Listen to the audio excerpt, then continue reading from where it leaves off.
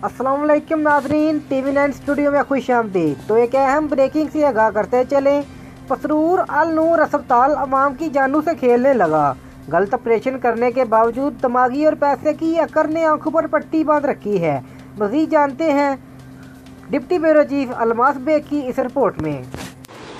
कुछ रोज़ पहले मैंने डॉक्टर को अपना चेकअप करवाया। डॉक्टर ने मुझे नॉर्मल केस बताया था और जब मैं डॉक्टर के पास गई मेरा वाटर बैग लीक हो गया, जिसकी वजह से उन्होंने मुझे कहा कि ऑपरेट होगा, हालांकि मेरा बिल्कुल नॉर्मल केस था।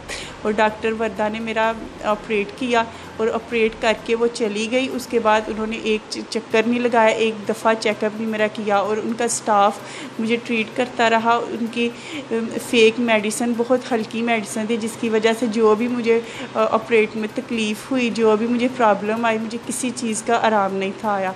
फिर उसके बाद उन्होंने मेरा ऑपरेट बिल्कुल ख़राब कर दिया और उसके बाद मेरी ड्रेसिंग बहुत गंदे औजार के साथ उनकी नर्सें करती रही और डॉक्टर अभी तक नहीं थी आई। डॉक्टर ने एक दफ़ा मेरा ऑपरेट नहीं था देखा और गंदे औजार यूज़ करने से मेरा ऑपरेट और मज़ीद बिगड़ गया और उसके ऊपर डॉक्टर ने वो दबाव डाल के सारे स्टिचेस तोड़ दिए। अल नूर हॉस्पिटल में जितने चार्जेस उन्होंने हमें बताए थे उससे डबल चार्जेस उन्होंने हमसे लिए हैं और डॉक्टर खाली चेक करने के बार बार फ़ीस मांगी उन्होंने।